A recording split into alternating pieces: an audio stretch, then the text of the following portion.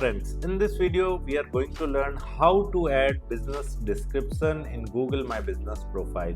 Look, Google My Business profile needs to be ranked higher to reach more people, right? So for that reason you need to optimize your Google My Business listing, and for that reason you need to enter the business description having those keywords that your users are searching for to connect with your particular business, right?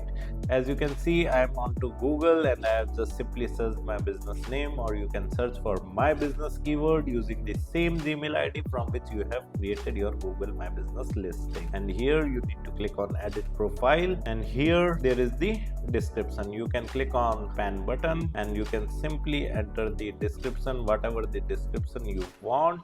You can simply enter that and then click on save simply. So I have already entered the business description. Here is the save button, right? After entering the business description, you can click on save button, right?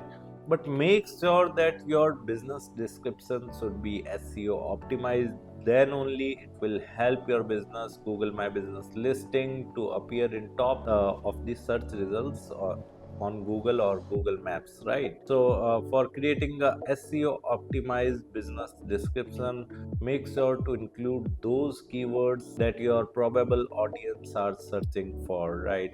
For example, if you're running a restaurant, then you have created a Google My Business listing of restaurant, right? And if you are planning to add description in that particular listing, then make sure to enter those keywords in description, like restaurant for families, restaurant for couples, veg restaurant in whatever the city name is, right?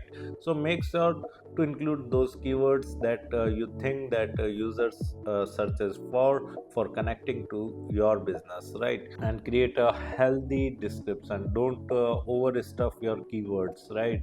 Create a meaningful good description and try to write it manually instead taking help of AI generated content, because might be sometimes what happen is that AI generated content is quite complex to read, so readability is not there, right? And people like to read normal sentences, normal words, so instead of focusing on good vocab, you should make your description quite simple, right?